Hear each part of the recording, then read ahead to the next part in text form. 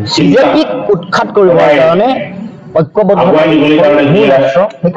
মই ভাবোঁ গোহাঁই ছাৰৰ নেতৃত্বত যিটো প্ৰচেষ্টা হাতত লৈছে সেইটো আমি সকলোৱে প্ৰশংসা কৰিছোঁ, সকলোৱে শ্ৰদ্ধা জনাইছোঁ আৰু আমি জনগণৰ পক্ষত আছোঁ।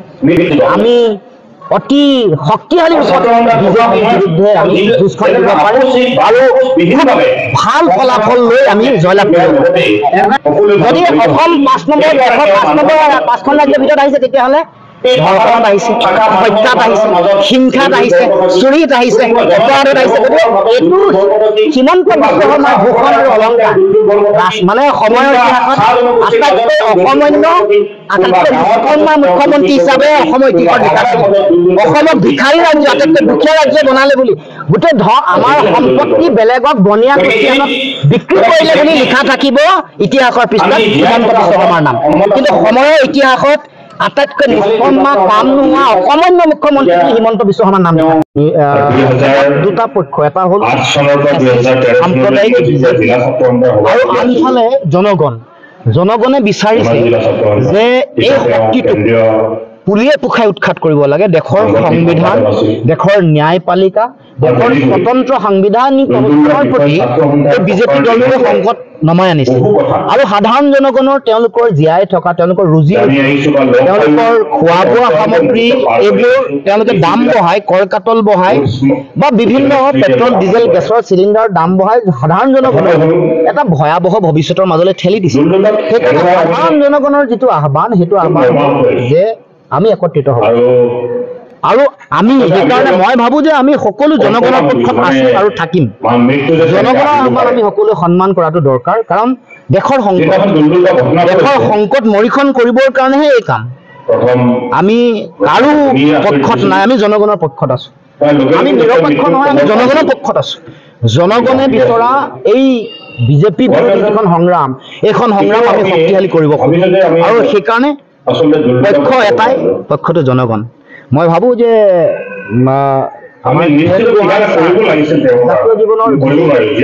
অসমৰ জাতীয় জীৱনৰ বিবেক বুলি আমি হীৰেণ গোহাঁই ছাৰক আমি ভাবোঁ আৰু গোহাঁই ছাৰে দূৰদৰ্শিতা যে এই সময়ত আমাৰ সময়ৰ আহ্বান কি, আমাৰ দায়িত্ব কি। আমি যিহেতু ৰাজনৈতিক দলসমূহৰ আমাৰ মূল লক্ষ্যটোৱে জনগণক ন্যায় প্ৰদান কৰা, জনগণৰ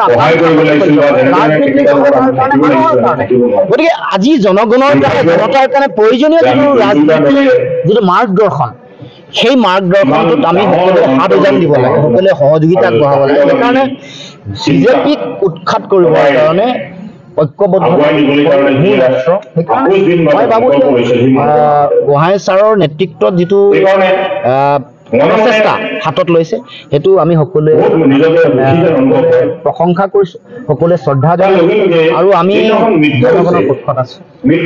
আমি জনতাৰ পক্ষত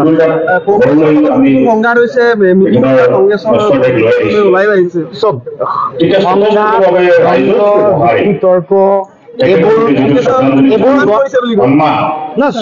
তৰ্ক মানুহৰ সংক্ষোভ থাকিব, অসন্তুষ্টি থাকিব, সংঘাত থাকিব, দ্বন্দ্ব থাকিব, যুক্তি থাকিব, তৰ্ক থাকিব।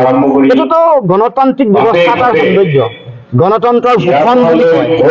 গণতন্ত্ৰত যদি আমি যুক্তিৰে মই মোৰ কথাটো ক'ব পৰা অধিকাৰ নাই, মই যদি খং প্ৰকাশ কৰিবলৈ মোৰ যদি কোনো আধাৰ নাই, মোৰ যদি কোনো পৃষ্ঠভূমি নাই, তেতিয়াহ'লে এখন গণতন্ত্ৰ হ'বই নোৱাৰে। চৰিত্ৰতন্ত্ৰ, কোনোবাই কিবা এটা ভুল কৰি জাপি দিব, আমি হয় সহযোগ কৰি থাকিম। তৈলমৰ্দন কৰাটো, কাৰোবাৰ বহতীয়া দাস আৰু গোলাম হোৱাটো গণতন্ত্ৰৰ চৰিত্ৰ, স্বৈৰতান্ত্ৰিক শাসন ব্যৱস্থাৰ চৰিত্ৰ। গতিকে ইয়াত থাকিবই, কিন্তু তাৰ মাজত সিদ্ধান্তটোৱে সকলো তৰ্ক বিতৰ্ক যুক্তি খং অভিমানৰ পিছত সিদ্ধান্ত জনতাৰ পক্ষত, মানুহৰ পক্ষত, জনতাই বিচৰা পক্ষত।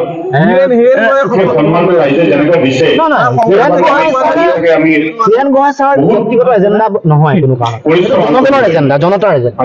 জনগণে বিচৰা জনতাৰ আহ্বানটো ছাৰে আমাতকৈ বেছি গভীৰভাৱে উপলব্ধি কৰে। মই পুনৰ কৈছোঁ, হীৰেণ গোহাঁই ছাৰ অসমৰ জাতীয় জীৱনৰ শ্ৰদ্ধা সহকাৰে আমি হীৰেণ গোহাঁই ছাৰ বা তেখেতৰ নেতৃত্বত অসমৰ বুদ্ধিজীৱীসকলে চিন্তা যিটো মাৰ্গদৰ্শন সেইটোৰ প্ৰতি আমি সকলোৱে সহযোগিতা আগবঢ়াব লাগে, সকলোৱে সন্মান প্ৰদৰ্শন কৰিব লাগে। মই আশাবাদী যে আমি অতি শক্তিশালী ৰূপত বিজেপিৰ বিৰুদ্ধে আমি যুঁজখন দিব পাৰিম আৰু ভাল ফলাফল লৈ আমি জয়লাভ কৰিব পাৰিম। এগৰাকী বাইক ৰাইডাৰ ননী নামৰ ডেথ কৰিলে, কিন্তু অসমতহে তেখেতৰ বাইক হেৰালে, গতিকে আইন শৃংখলাৰ মুখ্যমন্ত্ৰী হিমন্ত বিশ্ব শৰ্মাৰ নেতৃত্বত চৰকাৰ চলি ইয়াত চৰকাৰ বুলি কোনো কথাই নাই। আইন যেতিয়া নিজে হাতত লৈ লয়, মুখ্যমন্ত্ৰীয়ে কয় যে তেওঁ জেলৰ পৰা ওলাই আহিব নোৱাৰে, কোনো অধিকাৰ আমাৰ ন্যায়পালিকা নাই। ন্যায়পালিকাৰ ওপৰত মুখ্যমন্ত্ৰীয়ে যেতিয়া কথা ক'ব, কাক গুলিয়াই মাৰিব লাগে, খুন্দিয়াই কাক মাৰিব লাগে, এইটো যদি ডিক্টেশ্যন ইফালৰ পৰা চলি থাকে, কোনে কি শাস্তি পাব লাগে, আইনৰ শাসন, ৰুল অফ ল, গণতন্ত্ৰত এইটো হ'ল মূল কথা। ৰুল অফ ল য'ত নাথাকিব ফেচিজমৰ আৰম্ভণি হৈছে। সেইকাৰণে এতিয়া বাইক চোৰ এটাকে ধৰিব, বাইক চোৰ হৈছে, গাড়ী নিৰাপত্তা নাই, দিনে দিনে অপৰাধৰ হাৰ বাঢ়িছে, হত্যা বাঢ়িছে, হিংসা বাঢ়িছে। মই নাই কোৱা, দেশৰ ক্ৰাইম ৰিপৰ্ট চাওক, অসমৰ স্থান অসম অৰ্থনীতিত আগবঢ়া নাই। দেশৰ 5খন আগবঢ়া ৰাজ্যত বোলে অসম চাউল উৎপাদনত, মাছ উৎপাদনত, মাংস উৎপাদনত অসম নহয়। যদি অসম 5 নম্বৰ, দেশৰ 5খন ৰাজ্যৰ ভিতৰত আহিছে, তেতিয়াহ'লে ধৰ্ষণত আহিছে, হত্যাত আহিছে, হিংসাত আহিছে, চুৰিত আহিছে, অপৰাধত আহিছে। গতিকে এইটো হিমন্ত বিশ্ব শৰ্মাৰ ভূষণ আৰু অলংকাৰ, মানে সময়ৰ ইতিহাসত আটাইতকৈ অসামান্য, আটাইতকৈ নিষ্কৰ্মা মুখ্যমন্ত্ৰী হিচাপে অসমৰ ইতিহাসত লিখা আছে। অসমক ভিখাৰী ৰাজ্য, আটাইতকৈ দুখীয়া ৰাজ্য বনালে বুলি, গোটেই আমাৰ সম্পত্তি বেলেগক বনিয়া কুচিয়ানত বিক্ৰী কৰিলে বুলি লিখা থাকিব ইতিহাসৰ পৃষ্ঠাত হিমন্ত বিশ্ব শৰ্মাৰ নাম। মই আজি কৈ থৈছো, আজি ৰাইজে বাহ হাত চাপৰি দিছে, অকমান সন্তুষ্টিতে, অকমান টকা পইচা 1200-1500 টকাত কিছু ৰাইজে কিছু ৰাইজে বাহ দিছে, কিন্তু সময়ৰ ইতিহাসত আটাইতকৈ নিষ্কৰ্মা, কাম নোহোৱা, অকমান্য মুখ্যমন্ত্ৰী বুলি হিমন্ত বিশ্ব শৰ্মাৰ নাম লিখা থাকে। এইটো মনত ৰাখক, মই কৈ থৈ গৈছো। Assam Focus.